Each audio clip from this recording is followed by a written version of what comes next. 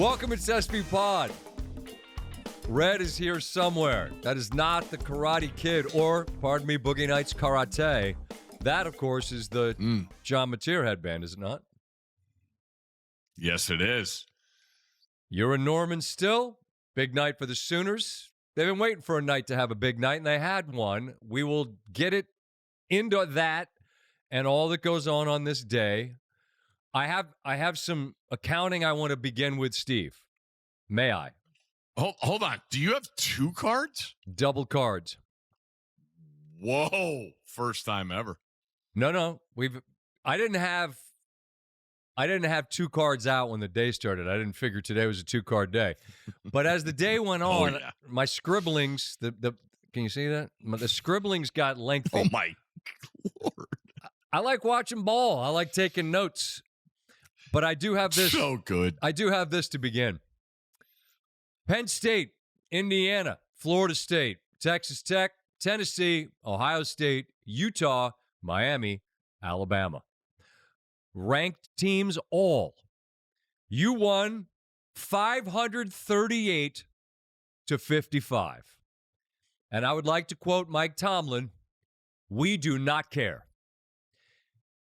You were 6 weight classes above your weight class. You proved nothing, accomplished nothing other than played the fight song a lot.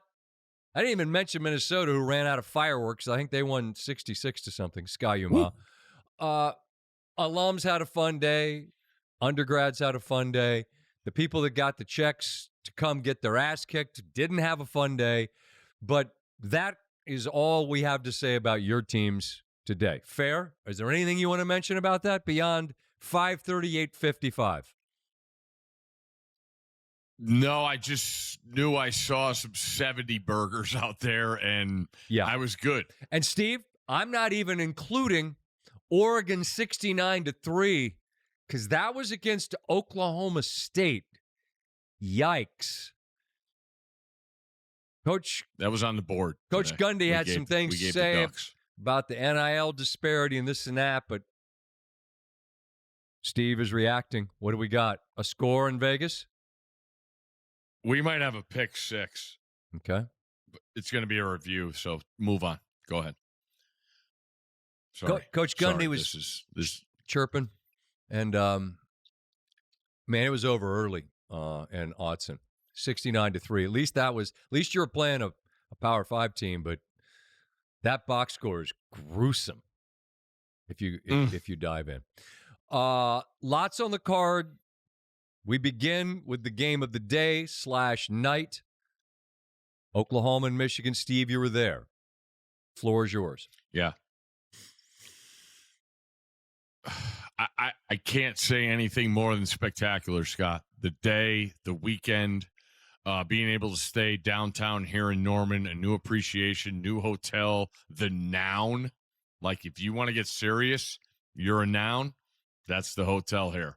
The Boz in I'm trying to think of the style of the hat, not a McConaughey, maybe a Crocodile Dundee McConaughey mix, but just standing at the 50 pregame saying, my Sooners are ready to go. Letting them hang. Stoopsy comes out in the visor. Sharon Moore comes out and gives this to the crowd. Being a former player, he ducked all the questions all week, and I'm like, it's on. Then you look at pregame. This is an absolute uniform game. Like, these are crystal uniforms. Mateer comes out. Underwood comes out. What an absolute specimen. We saw Arch last week struggle on the road. I think you saw that. Venables in his numbers, 21-5 against true freshman quarterbacks. It's his second game he's ever played in college. Correct. And last week was Arch's first road start. You know, like I think we talked, and I expected the same thing. I thought it was a total dead under game, but Michigan really missed Barham the first half because Oklahoma went right at him. Yep. And then Michigan bust first play of the second half. We got a ball game, and the intensity. And I give Oklahoma credit, man. Their fan base is awesome. They get crazy as the best of them, and that's why we love these fan bases. Right. But man, I mean, from start to finish, man, the place was unbelievable. And you talk to people with the program, and they're like, we feel good, right? We're better than what people are saying about us. And they come in, they start 2 new tackles, and you get the transfer quarterback, and you get the new offensive coordinator. And Reese asked Venables today on game day, did you get the quarterback first, or did you get the offensive coordinator? I thought it was just a great question. And Brett said, offensive coordinator. And you could feel this thing building. I'm telling you, Scott, we've been everywhere, and Oklahoma's new to the SEC, but their energy is as good as an SEC school, and they belong in that. And they brought it, and you could feel they need. This is an opportunity. We talk about opportunity all the time. Yep. They did it, man, and they got something cooking here with him at quarterback. They got a defense with Venable calling the signals. Those 2 freshmen played well at tackle. And the most impressive thing in the game, and Fowler and Herbie nailed it as I was listening to the broadcast at the end, everyone in the building knew they had to run the football, and they ran it down their throat to run the clock out. That last you drive, don't do that against Michigan unless you're good. Yeah. And that's there's 100% validity behind Oklahoma this year. I'll say that. That last drive was important because jotting down notes, there was a key sequence at 14-7 where Michigan dropped a pick, and then it was a 3rd and 8, and they hit a big play, and they scored on the back end of that. Then it's an 8-point game, and Oklahoma's got Mateer gets blasted and puts it right on the hands of one of his receivers, 12. Yep. He dropped it. Then they miss a field goal, and it's still an 8-point game. Fireworks went off. Mishap there. Missed field goal. Fireworks went off.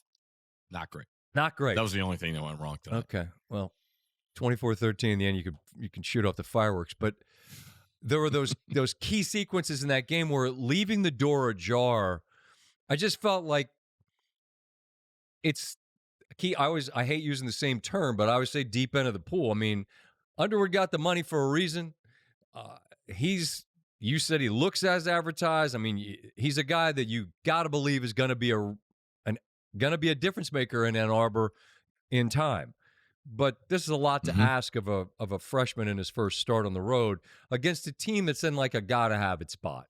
You know, you've had a number of these and you didn't deliver. And, you know, Venables comes in and he's got this rep. We've talked about it, you know. I don't think people in Norman give a shit if they win 40-35 or if they win 24-13. But at some point you need to win one of these. They do. So the timing's right to play Underwood if you're OU. But it sounds like you were impressed with what you saw from the hometown team. No doubt.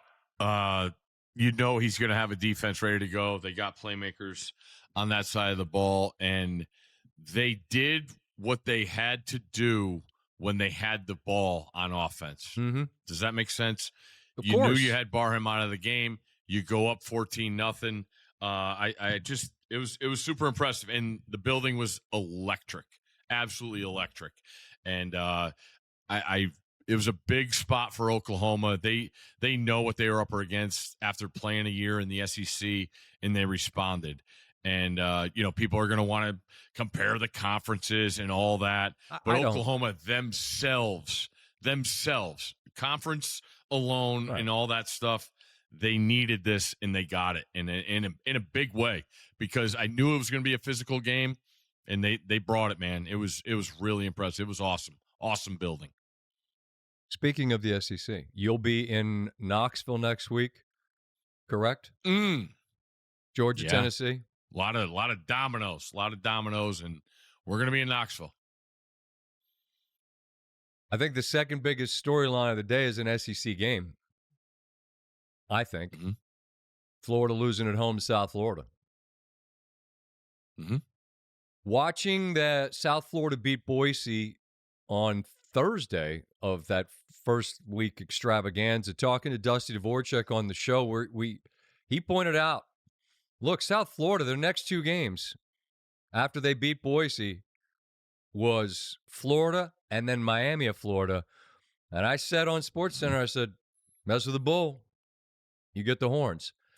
And that game was one of those hang around, and Florida scored a couple of touchdowns that were taken off the board by penalty, and you allowed I was watching that part. And you allowed the South Florida team to stay within arm's length. And then Florida gets a touchdown fourth quarter to take the lead, 16-15, and now you got to hang on. And it's field position, and it's punts. And South Florida, to their credit, they don't let Florida extend. And then we see another incident where dude spits on a guy. What are we doing with the spitting? Gigantic penalty against Florida.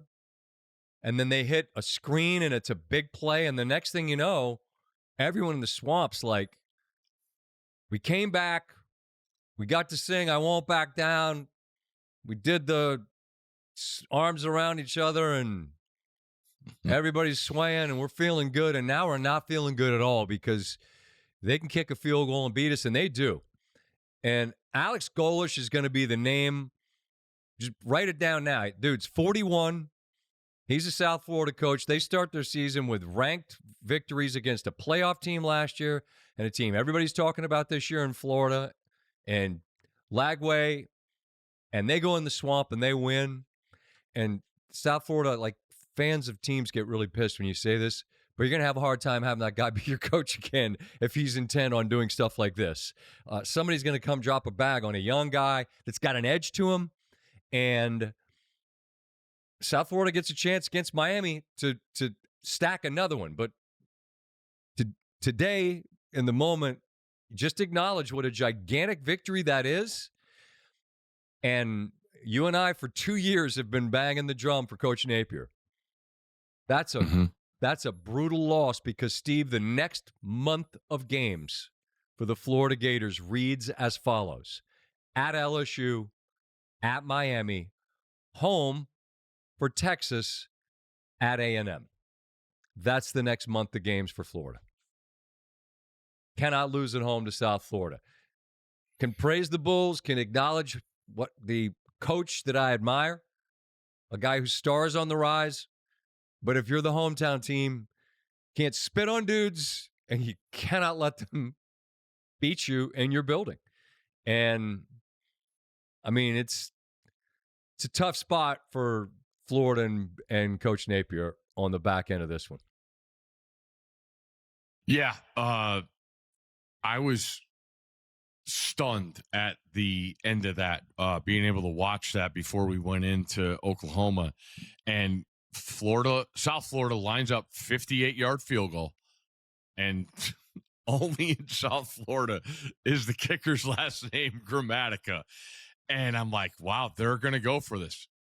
Just short. Florida gets the ball. I think it was 3:36 on the clock. I don't know. I didn't jot that down. Yeah. First play, they throw the ball incomplete.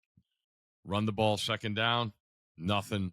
Throw the ball third down. I think they gave 16 seconds off the clock. And as you pointed out, South Florida gets the ball. The biggest play was his little screen dump off to the running back, makes a couple guys miss, goes for about 30 down the sideline.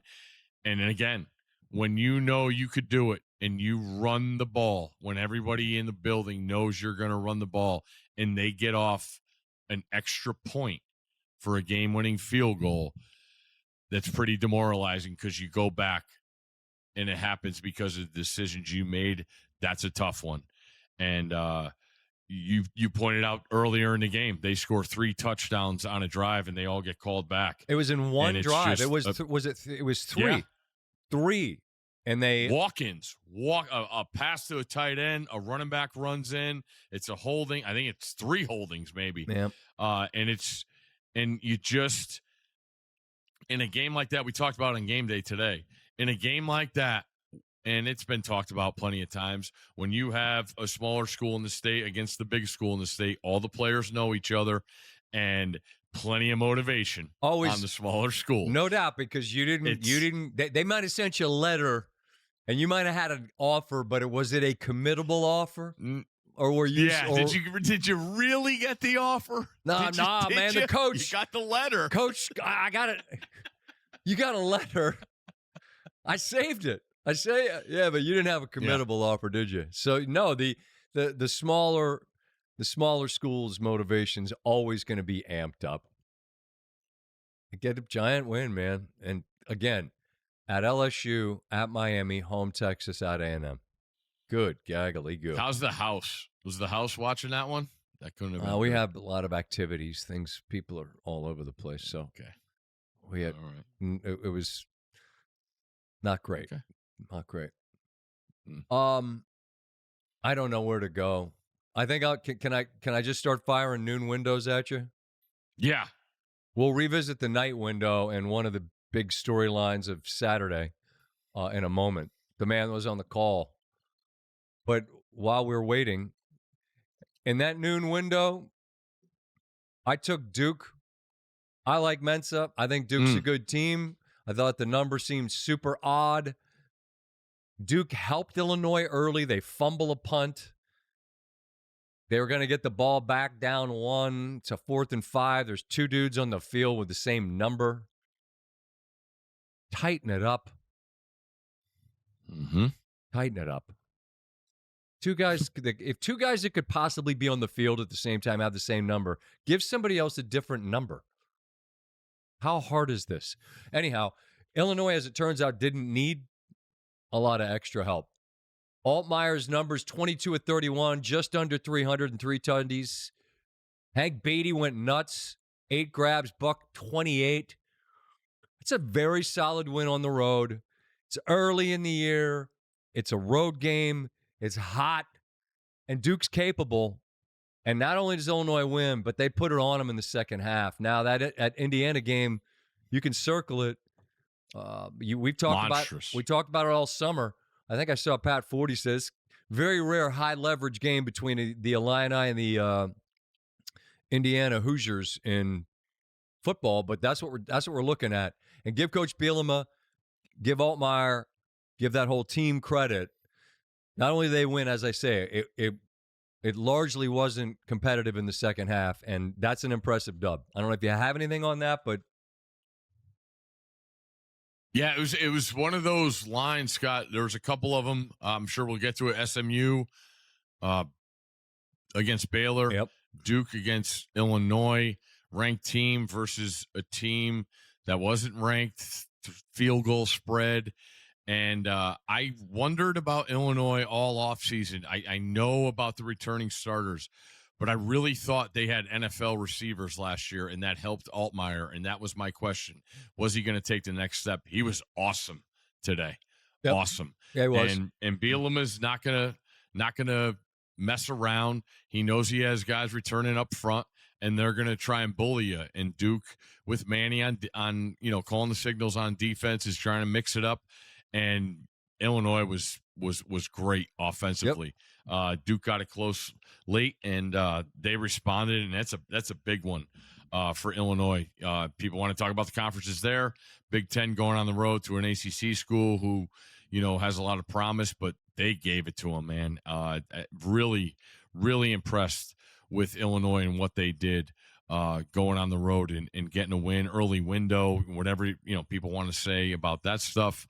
Illinois dominated, and it was very, very convincing. And it's one of those where you're like, why are they only giving 3? Is it stink? Right. I mean, it's just smelly. Whatever. Well, Illinois proved they were a way better team. Yes, they did.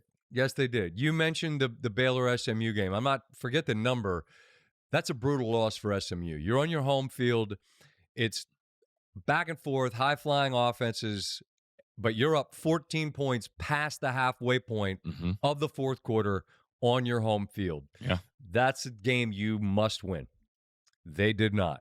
And Sawyer Robertson, quarterback for Baylor, won the Heisman in like 28 in one of the seasons that I played. My son's like, Dad, how is it 2032?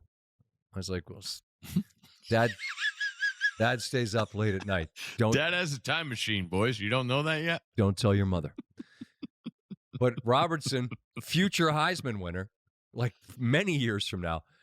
How about these numbers through 2 games? They obviously lost to Auburn, but it wasn't his fault.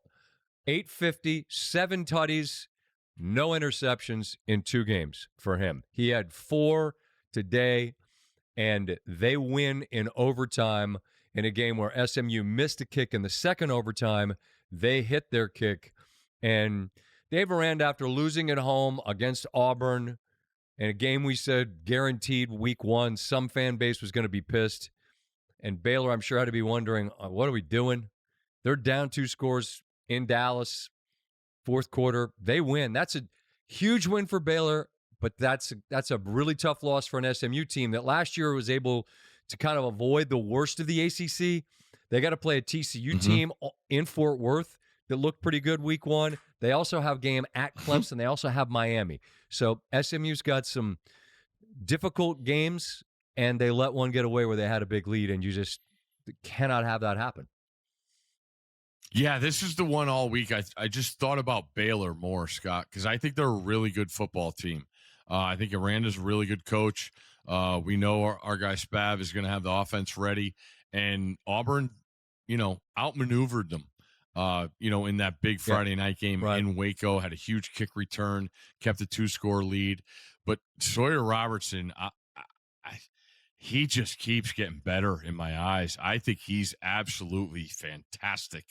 And to keep that within, I shouldn't even say keep it, to be down 2 scores, knowing this is it when we get the ball and we have to do it now, that's big boy stuff, man. It's big boy stuff. In Waco and Dallas and in those Texas schools, everybody has feelings. There's a lot of Baylor, a lot of yellow in that building, in a building that's absolutely spectacular now with SMU, with Rhett getting it going and the end zone finished. And it was awesome. And unlimited and funds. To see Baylor. Unlimited funds. Let's all those Texas schools. I think it's kind of understood in that state. Yes. Right? Unlimited. Like shit, look at the high school stadiums are nicer than a lot of, it's a joke. But at SMU, they do have they have truly bottomless pockets. But it was the road team that got the dub. You made a point. Yeah. Go ahead. No, I was just gonna go ahead. Last thought on this because I want to fast forward to our night game because our guest is here. No, just you've always said how much quarterbacks prefer the 2-minute just because it's not a whole lot of standing around and thinking and let's just go, let's go, let's go. You're down 14, 5 to go. It's go, go, go, go, go. And Robertson was plenty calm in that and gets him to overtime. Beautiful throw and catch that got him to overtime. SMU had a pretty nice throw and catch in overtime that forced the second one, but Baylor gets the huge dub. But we mentioned the big games, the big upsets. The South Florida win in the Swamp feels like the biggest of the day. The night game in Starkville was insane. Is Dave Flemming with us? There he is. We welcome in the man that was on the call, still in his tie. Probably. What, are you driving? I have pulled over for you guys. All right. I'm wait a minute. I'm guessing you've never been to Eupora, Mississippi. I've not yet. No. Yet is the key. Just off Highway 82. I'm at a Circle K / McDonald's. It's one of those combos, and I got my TV makeup on, I got my tie on, and I'm happy to talk to you guys. All right. Well, let's set the table for folks that are listening on SVPod. Dave Flemming, one of our dear friends, call some golf with him, of course, a Stanford alum, is with us. His feed is frozen. He's in Eupora, Mississippi. I don't know if he's even still there. Oh, he can hear us. I can hear you guys. I can hear you guys. I'm sorry if the video's not working. No, the audio is sort of like you're under a pool. This has all the makings right here. Let's just see what happens, shall we? So it's Mississippi State hosting Arizona State. Gave out Mississippi State on winners on general principle. They're catching 6 in the hook. They jump out to a 17-0 lead. Dave, how would you describe the din of the cowbell at that point? It was maybe the loudest that I've ever heard it. I mean, it's what I love about it. Isn't it incredible? This was a team that couldn't beat anybody last year. Couldn't beat anybody. And this place was like it was a playoff game. It was so loud. I couldn't hear Brock. I couldn't hear Kevin Connors in studio give the updates. We couldn't hear anything. Amazing. And then give Arizona State a ton of credit. They get a late field goal, get on the board, and then the entire second half. And Steve, I realize you're at the Oklahoma game, and so these are simultaneous windows. So I don't know how much you're seeing, but it's one of those rare games, Dave, and I'm sure you see it in the various sports that you call where whether people believe momentum's a real thing or not, I don't know. But Arizona State was like, you know what we're going to do? We're going to run it. We're going to punish you. And they did. I mean, they completely flipped the script, and they're able to tie things up at 17. And I don't want to jump too far down the road because I don't know if Steve's got something he has a question on, but like they get the ball on their own 4-yard line. They go 95 yards. They needed to get 96. They got stopped on a 4th and 1 on the goal line. They only threw it once. They ran it down the field, and it appeared that they were going to score 20 straight and win, and then stunningly they didn't. Before we get to the end game, just how did you view what Arizona State did in taking the game over?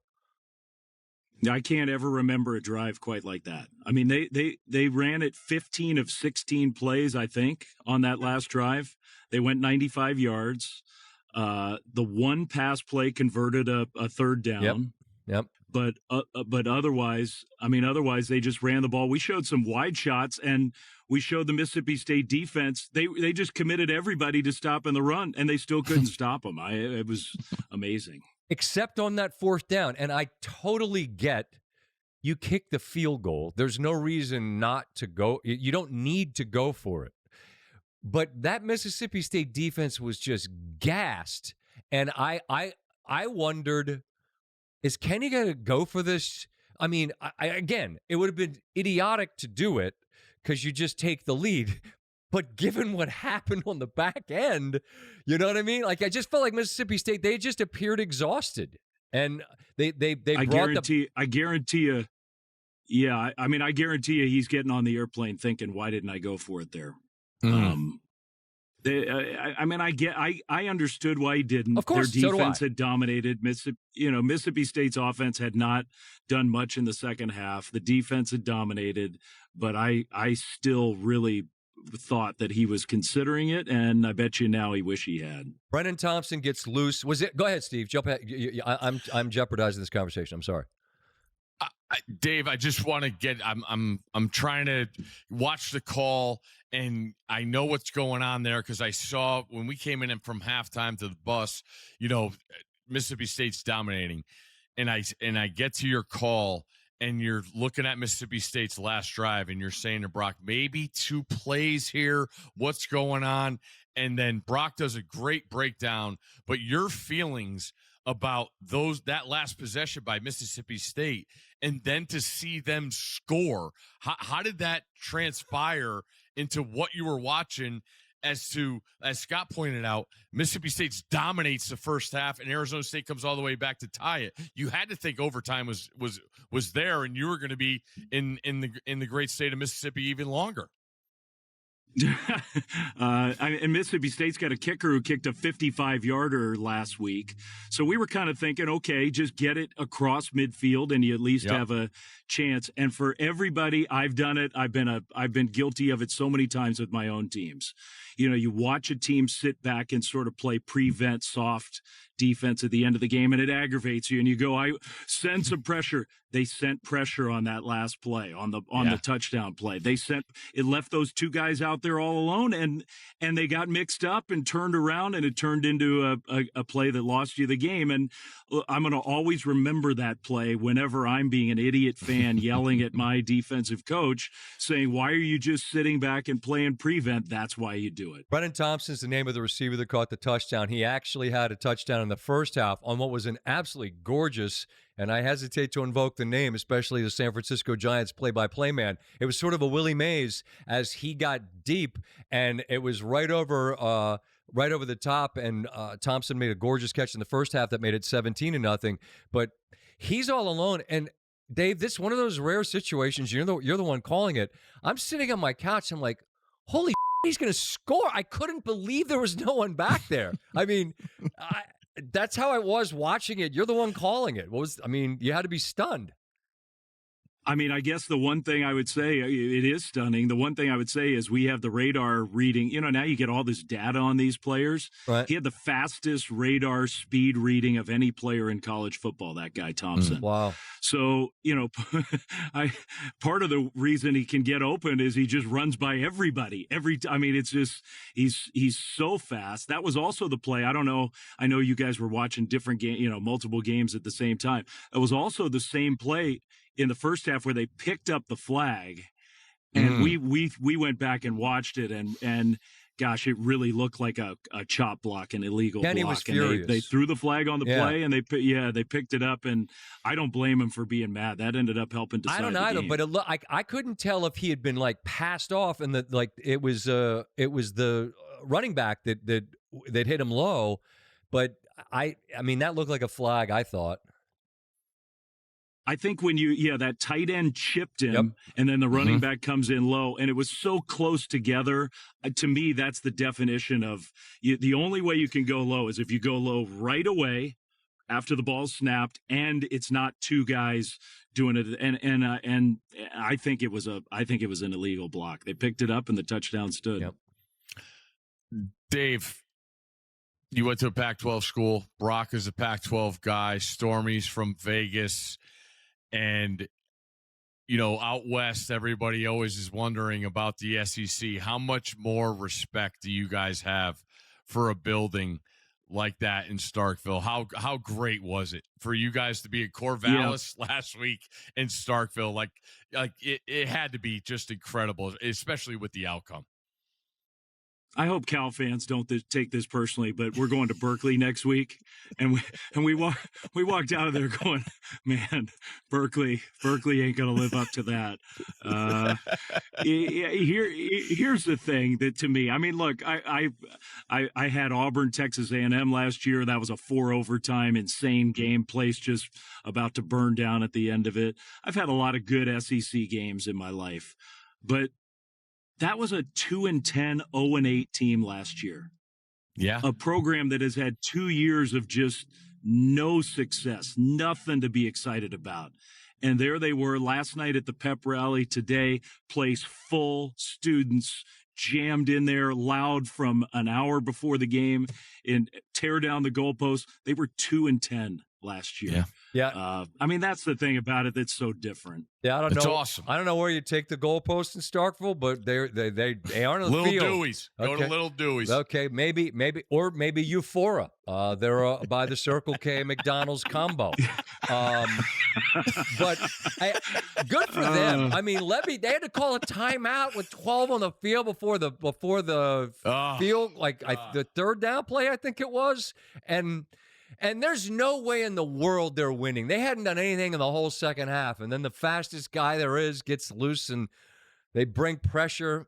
I love – you know what it's like? It's like going for it on fourth down. Like you love when they bring pressure until they bring it and get burned, right? Just like you love when teams go for it on fourth down until they don't get it and now the other team's got the ball and you're 28. You're like, why did we do that? But I don't know. It was a hell of a football game, sort of a tale of two halves and then really a tale of the last 2 minutes. And now you got to try to get. Where are you going? Yeah, where are you? I'm driving to Memphis because I got a ball game to call tomorrow in St. Louis. I got Giants Cardinals tomorrow, so I'm driving to Memphis tonight so I can get to St. Louis tomorrow for the final game of the series, and then I'll hop on the charter and fly. There we go. There you go. Let me just. You wouldn't know this because you were busy calling one game, and now you're going to prepare for the last game for your Giants. Just a little Dodger note on the way out. They were no-hitting the Orioles on Cal Ripken night, and then with 2 outs, the Orioles got their first hit, which was a home run, and then the Orioles came all the way back and walked it off and beat the Dodgers. So Dodgers got beat. Yeah, they did. It's a true story. On Cal's night? Correct. Which, by the way, was 30 years ago. Can I tell you guys 30 years ago. Before we go, can I tell you one quick Cal story real quick before we go? Please. Where are we going? I came home. Well, I'm going somewhere, that's for sure. Okay. You're not going anywhere. I was probably 18, 19 years old. I came home from college. Cal was going to break the record. I still hadn't gone back for whatever year that was at Stanford, sophomore year, I guess. My mom decided this is an historic game. You need to go to that game. She opened the newspaper. There was a classified ad. She drove over to Prince George's County, pulled into a 7-Eleven parking lot, met a ticket broker, handed the guy cash, came up with tickets for the game. I went to Cal's record-breaking game at Camden Yards. Thanks, Mom. Mom bought bootleg tickets in a parking lot. In a 7-Eleven parking lot in PG County. Shout to Mom Flemming. What a great story. How about the that? love of the game, baby. That? The love of the game. That's fantastic. 30 years ago today. Today. And now I'm in Starkville. Nuts. And now you're in Euphoria. Yeah. Go in there and get a big gulp and a Big Mac and have fun getting to Memphis, man. Thank you for taking the. Should I pan over? Yeah, it's show bad. us all it's what we bad. got. Yeah, ain't that America? Oh, yeah. Triple cheeseburger, no mustard. Yep. It'll be fresh, Dave. That's America, baby. Love it. Be safe, and thanks for taking the time. Thank you, buddy. I hope I didn't sound too underwater. Always good to talk to you guys. You're the best. You're the best. Dave Flemming, ladies and gentlemen, from the great state of Mississippi, in a convenience store parking lot. Same place 30 years ago that his mom bought tickets to Cal Ripken's game. What a story. What a story. But no, that game tonight was bananas, Steve. And I didn't want to keep him because he's just calling a game and he's got to get to another one. But it's like Arizona State, when I tell you they flipped the script, and he described it exactly as it happened. It's a 16-play, 94-yard drive, and everyone in the building knows that we're running the ball. And it didn't matter until it's 3rd and 1 from the 1, and Mississippi State was able to stop him. And, like, I'm obviously not an idiot. You kick the field goal to go ahead. But there had to be some part of him that's thinking, there's no chance that we're not scoring a touchdown. That was the one time they were going to stop us. But all right, it'll be fine. Well, we won't bring it like zero blitz and get beat over the top by the fastest guy on the field. And then they did. That's another one. It's a gross one because your guys fought so hard. It was like Sisyphus. They pushed the rock up the hill and then it came rolling back on top of them. It's amazing, Scott, how it happens because you have belief in this team, right? You got to the playoff last year when no one expected you. And, I felt like he did a lot of talking about this game, knowing, he mentioned we had to stay an hour and a half away because the only hotels near Starkville are all casinos. He didn't want to do it. And Levitt wasn't great last week in their first game, and he's a guy that I'm really high on as a quarterback. He was bad in the first half, and you go in and you regroup and you get there like, hey, again, another instance. Hey guys, when we get the ball, we have to do this. And they get it and they fight all the way back for a tie game. And, you mentioned with Dave there, he's getting on the plane to go back to Tempe tonight. And yeah, he's probably kicking himself because the thing, everybody keeps saying the regular season's going to mean less and less and less. But these games out of conference where Arizona State, who's a Big 12 champ last year, and goes to Mississippi State, who didn't win a game in the SEC last year, they're going to compare them. Those things aren't going away. So the regular season, it's still something I love. And I just thought about that thing. I've been to Starkville. Rosillo and I were doing game day radio. It was Penn State at Alabama. We drove from Birmingham to Starkville on a Thursday night to see Cam Newton's first start in Starkville. I remember the stories. I'll never forget it. Never forget that building and how crazy those people are for Mississippi State. And it's just something I thought about all week. I'm like, I played in the Pac-12. There's no place you go now that they're even in the Big 12 now. There's no place like Starkville, Mississippi. And I think about a guy like Jeff Lebby, and you watch the SEC Netflix special. And he knows he's up against it. It's his first head coaching job, but this is the job he's going to take because it's an SEC job. And then you have the ordeal with Coach Leach passing away. It's a brutal spot to be in. And they got destroyed last year. And now he's able to get this win. Like it's awesome. It's why we love the sport. And I'm so happy for the people in Starkville. I really am. They are as passionate as anybody. And to do it the way they did. And Dave beyond that, like his call was awesome. It's just everybody involved. You always feel for the loser, but somebody's got to win the games, and it was awesome. Everything you just described helps frame how a game where you're up 17-0, you lose it entirely, and then win it the way you did. It's like winning twice, because you're at halftime, you're feeling good, and then you're like, oh no, and then you're watching your team just be bullied the length of the field, and now you're going to lose, and then you don't. So it's a happy night in Starkville. All right, let me run through some bunch of stuff rapid fire here. We'll go back into the sort of the early part of the day. Iowa State wins the Cyhawk in a game, Steve, that featured a grand total of 450 yards of offense and 30 total first downs. There was a 3rd and 5 throw. Becht, it ricochets off one hand, goes flying in another direction, caught for a first down, and they've got a kicker with a big leg. I saw Pat talking about him on game day. By the way, how about kickers this year? 2 for 2. Pat's going to be... Well, he ain't gonna go broke. I know he's good, but it's getting expensive. Let's say that. Hey, but it's for the kids and for America and for TV. But little lefty this morning came out there wearing cleats. Yeah, I saw it. He had cleats. Yeah, he made it. But that game and their kicker, who made like a 63-yarder, I want to say last week, buries a kick late, and they haven't won the Cyhawk much lately. They haven't won at home against Iowa in like more than a decade. So you saw that was a happy bunch of Iowa State Cyclones running over there to get that big, heavy-ass trophy. Good for them. Wasn't pretty.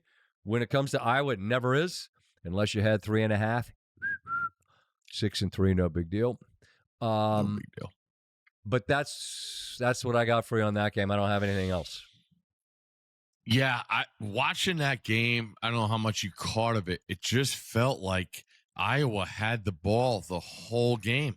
It felt like the Iowa script, they're going to do this, huh? They're going to win this ugly-ass game. I don't understand how they do it, but they've mastered it. But today, Iowa State out-Iowa'd them, I guess you could say. I mean, they had the ball. They didn't have the ball last. Iowa did have a chance, but, I mean, getting anywhere quickly isn't exactly their forte. And tell me if I'm wrong, because you're Big Ten Scotty. Thank you. It's hard to judge teams when they play Iowa because Iowa forces you to play their style. And I think you get so much more out of it when you beat them. And especially in that rivalry, I think the road team had won the last 5 meetings in that game. But I'll tell you, Iowa State, and we talked about it a couple weeks ago when they went to Ireland and beat Kansas State. Campbell's a guy, he said at Media Day, our guys know in this program they're taking a pay cut to play here. And then you go play the big boy school in your state, you beat them again, and it's at home. The crowd was awesome. And Rocco Becht, I don't have any more great adjectives to describe it. The guy's just a baller, man. He is. He's an absolute baller. He's got nuggets the size of mountains. I love him, and they are sitting pretty good in that conference. You know a team that once played Iowa that didn't play their style and just gave them an absolute dose? I believe it was the Rose Bowl, Steve. Do you remember that game? Yeah. We had a little more speed. McCaffrey played the fight song. Yeah. Remember how mad Iowa was? They thought they were so mad at everybody. And then you just beat the absolute shit out of them. It was awesome. Yeah. Speaking of Ireland, Kansas State went over there, lost, came home, barely beat North Dakota, and got beat at home tonight by Army, who lost at home to Tarleton State, and Army had the ball for about 70 minutes. That's actually not accurate because there's only 60 minutes. Something terrible has just happened. Army won? Army won the game outright. What's wrong? That was my other super dog besides UConn.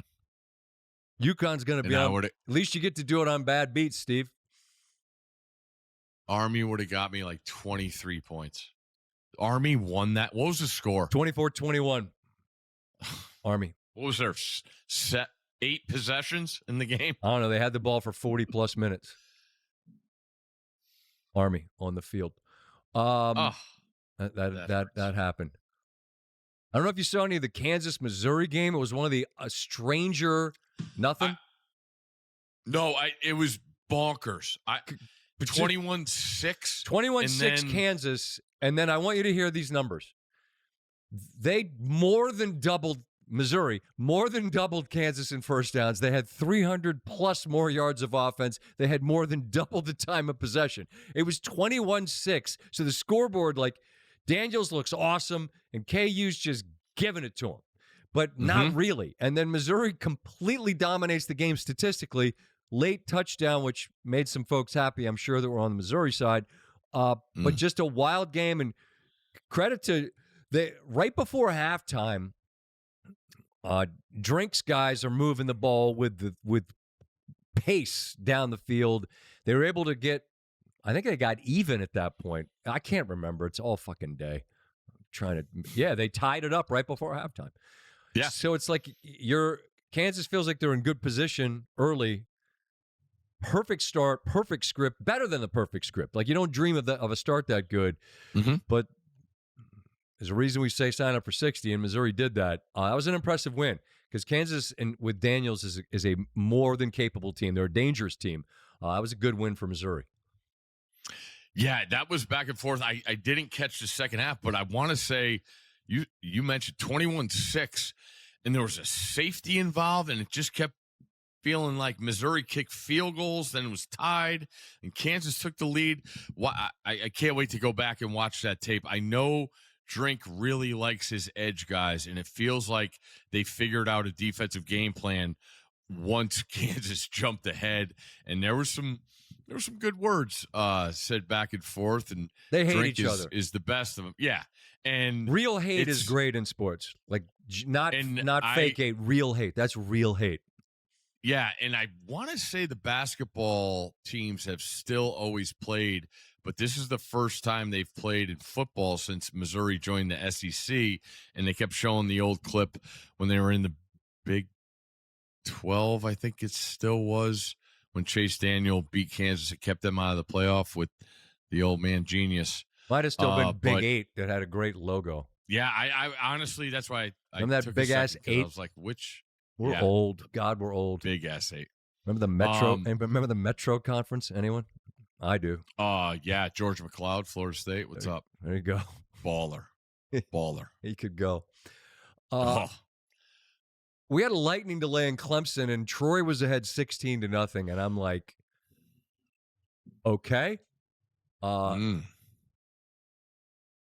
managed to score, I believe it was the last 27, but little nervous times for a moment there for Dabo and his crew, but they got there, got the dub in the end. But Troy, 16-0, not great, but there was a ton of time. Much like the Missouri-Kansas game, if you're going to be behind by a lot, be behind by a lot early, right? When give yourself enough runway to get there. Clemson did, so they avoided which would have been calamity. But there was a little bit of nervous times there. What else do I have jotted down?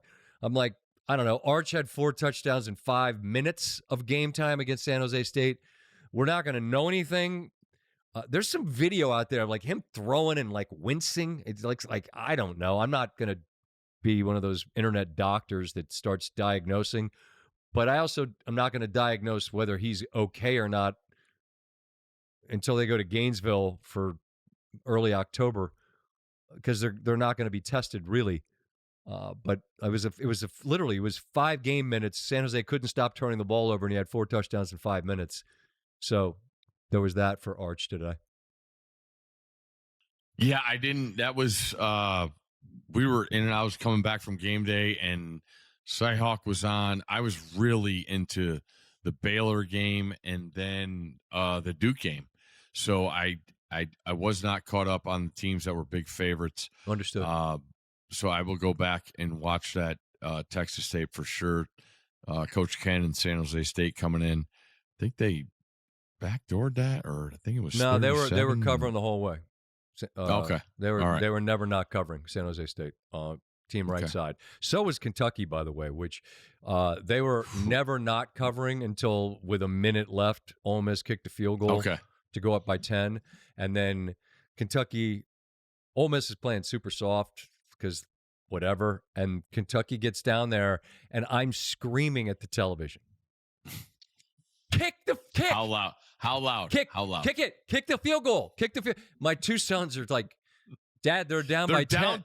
I was like, I know, but if they kick the field goal by 3, they're down by 7, and that's enough. And you see Lane called. What was their answer? What was their answer to that? They just looked at you with a stare look. There's the TVs. There's 4 things going. They're not really. They don't understand. And I don't want him to understand, but Dad was hoping for the field goal. But Dad was and meanwhile, invested. After they called the timeout, you see Stoops, and I could read his lips, and he's like, "We should," and I'm like, "Yes, you should." You're down 10. The only way you can win is to kick a field goal, get an onside kick, and hit a Hail Mary. You've got to try the scoring play immediately. Also, winners. And they did. Snap, hold, kick, toe meets leather. Good. Take me to Covertown. And you got people, that's a bad beat.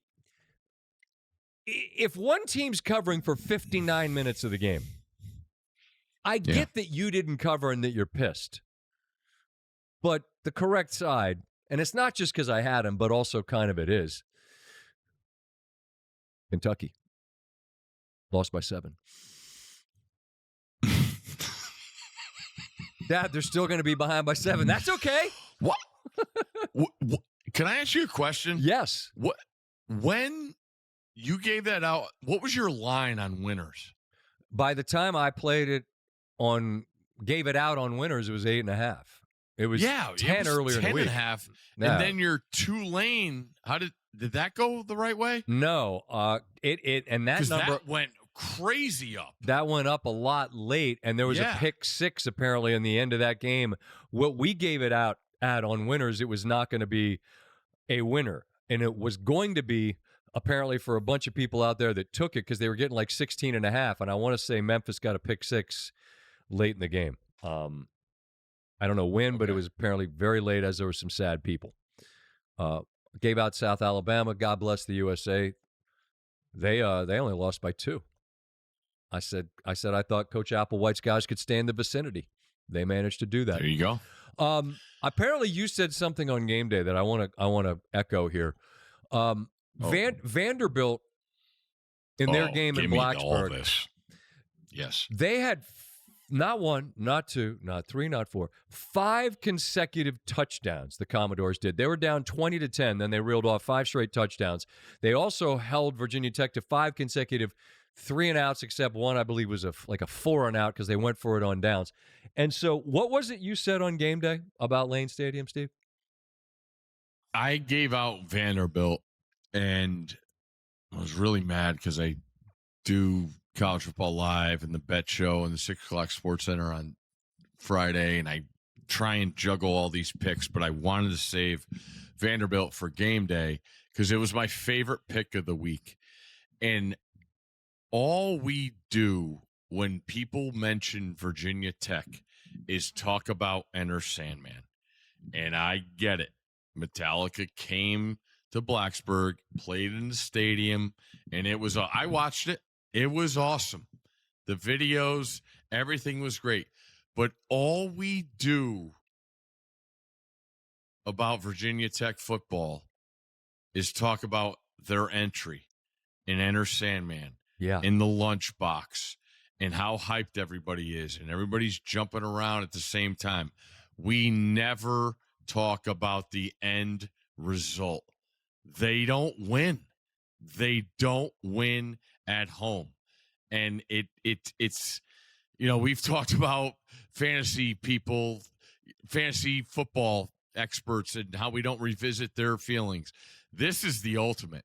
And I just said on game day, I'm done talking about Virginia Tech. Give me Vanderbilt, and let's talk about the result at the end of the game. 44 I'm tired of it. 44-20 is the end of the game. 44-20. And you can't do it anymore. You can't peak before you kick. That can't be the best part of the football day. And look, go ahead. North Carolina did it Monday night. Well, they drove down the field and scored. Hooray for them. And then the wheels fell off the bus. It's the same thing, though. Kind of. I mean, and Blacksburg's, it's a really cool college town, and Lane Stadium, and the no one's saying that's not awesome. But when that's the best part of the day / night, enough.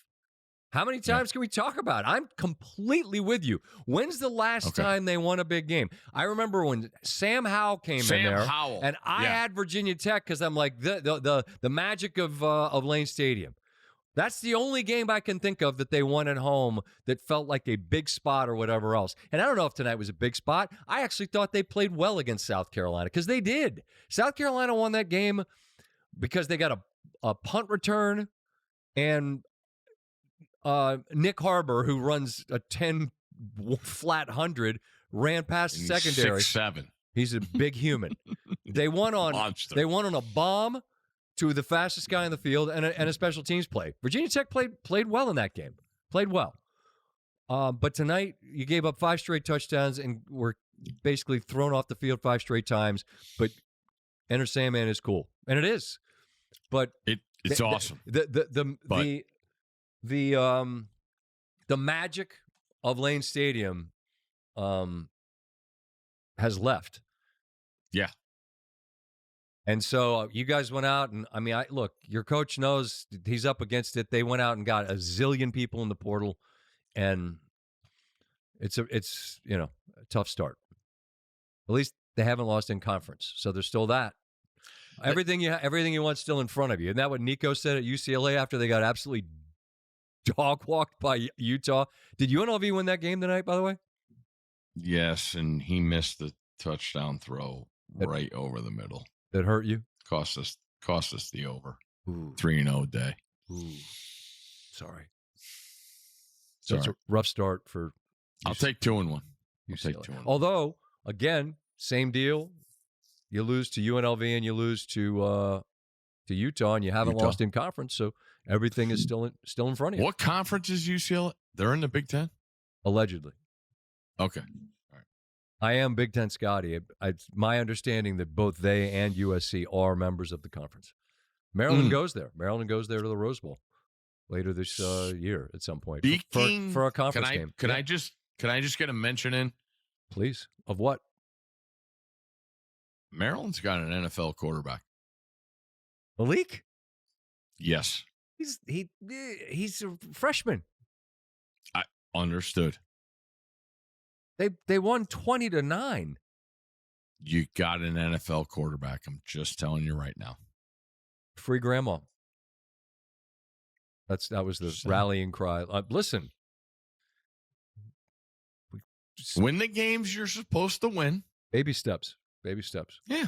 Baby steps. Who we got next? Towson comes in, a little in-state. There we go. And then head up to Scotty. Game against Andy North. They were trailing today. They were behind to Middle Tennessee early, but then they won in the end by a lot. I don't know what else is on the card. Come on, you got 2 cards. Spit it out. I think I got to most of the things that I had on here.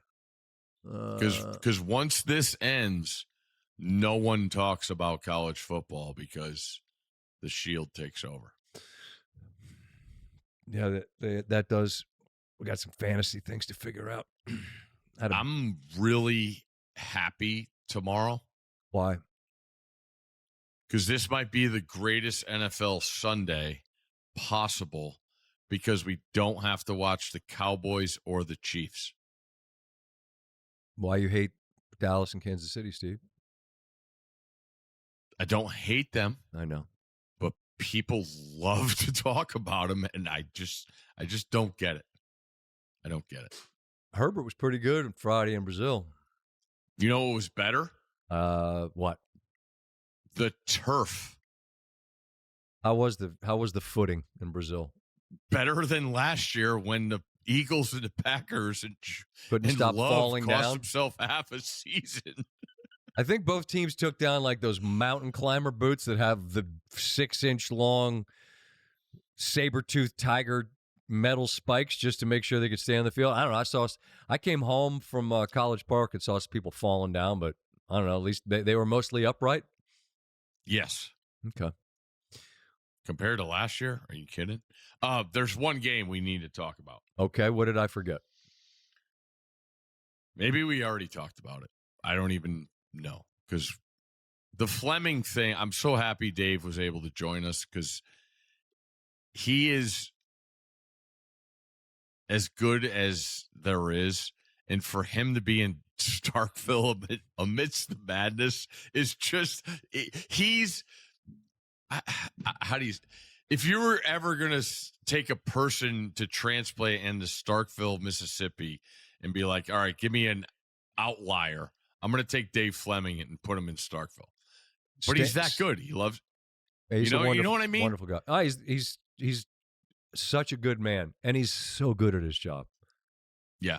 I sit there and we do golf, and I'm like, God, this guy's just, he's so much better at this than me. Yeah.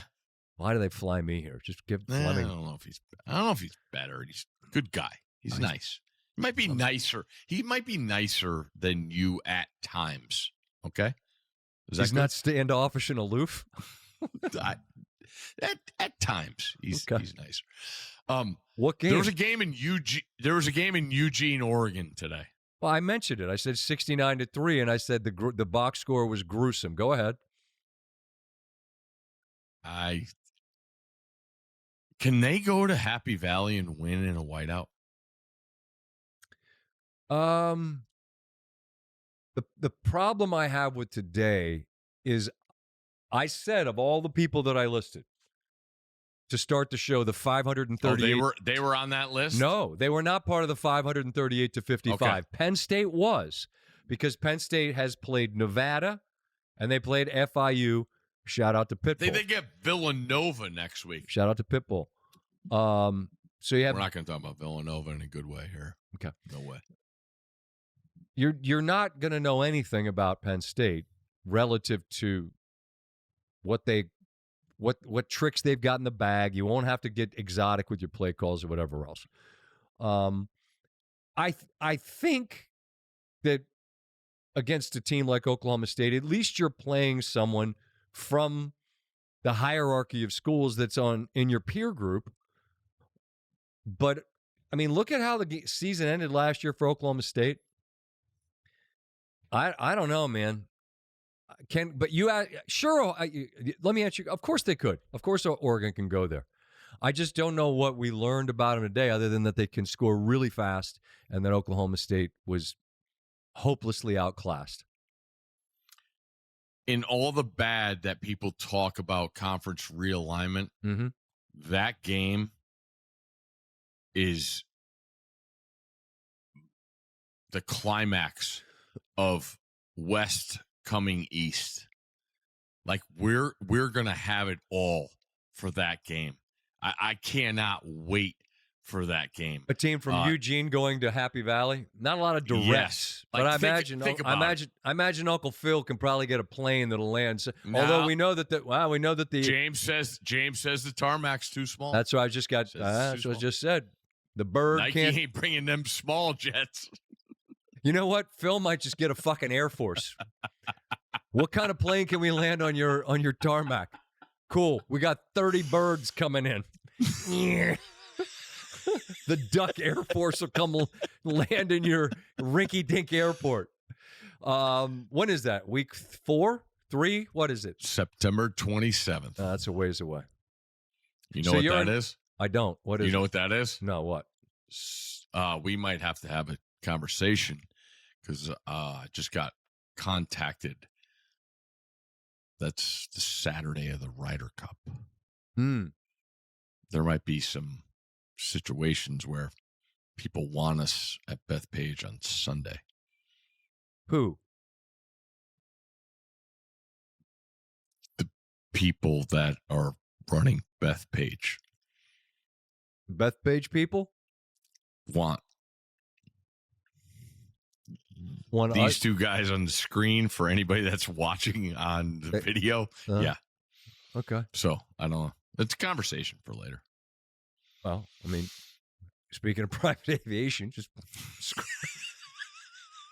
fix it. Get it. Scramble the birds and, Yeah. I told Keegan that I would dress up in an Uncle Sam Muppet outfit and stand on the first tee and just heckle people. I will do whatever. I think I'm all in because I've had enough of this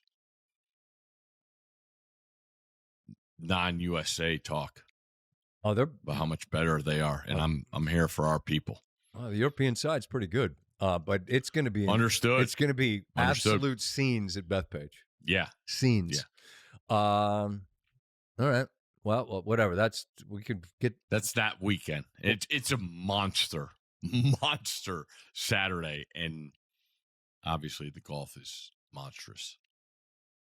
We will cross that bridge when we get there. In the meantime, we'll see you in Chicago on Monday. One question. Yep. One question. Okay. True or false? Are you taking the Panthers plus the points Sunday? What are they getting? 3.5. For my lungs. I generally wait for bodily organ wagers until later in the season, but this is just a come on. 3 and a hook. It's going to be the first. It's going to be the first. I know you're going to be looking tonight before you go to bed, and you're going to click that like an animal. Let's just say that's the zip code that we look for, right? Especially when in the Sunday space, just looking for that dog. Bryce is actually I was thinking about this. I said when we threw out the Poop Town teams and whatever, I was like, he cannot do it. And then he got benched, and I was wrong. And now you got McMillan there from Arizona. Leggett, I think, became a nice little piece there for him last year. And you saw a guy grow. You saw a guy become more comfortable. I'm really interested to see who he is this year in the NFL. I really am. Because he's that rare, you get taken early, get pushed to the side, and then a lot of times that means, like, that's what I wonder about with Richardson with the Colts. Like, does that mean it's over? You know what I'm saying? I'm not. No, yeah. It doesn't mean that. He's like, Richardson's like 24 years old. It's not over. But when the league decides, I don't think you can do it, it becomes hard to come back from that. Young got back on the field last year and was really good. So I'm curious about him. But never, that doesn't prevent me from putting lungs or maybe a spleen. Do you need your spleen? Can you live without your spleen? Because lungs is a non-negotiable. I'll say spleen. That's a spleen play. When I go tout, that's I'm going to although today you would have lost something big on Duke. So, yeah, I can't talk about body parts because I don't know if I have anything left in me because I had 2 colonoscopies in 20 days. Cool. Thanks, first doctor. Cool. Appreciate it. You want to keep those details to yourself? We're all good. How's the keister? We're all good. Good. Great. Great keister. It's good. And I got good news for people that drafted Christian McCaffrey. He's starting?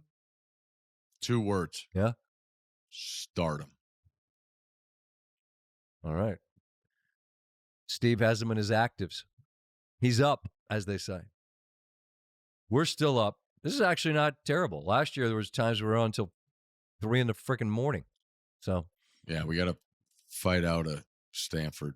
I'm wondering if Stanford could score right now. Well, they haven't done it at the scoreboard yet, Steve, but you are allocated 60 minutes to do something about that. So, we'll let Steve address that and take his shiny ass to bed.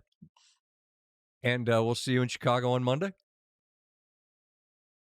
Yeah, and shout out Norman. New appreciation. Place is awesome. And watch out for the Sooners. All right. We'll see you all back here Tuesday as we'll dive into week 1 from the National Football League. Enjoy your time until then.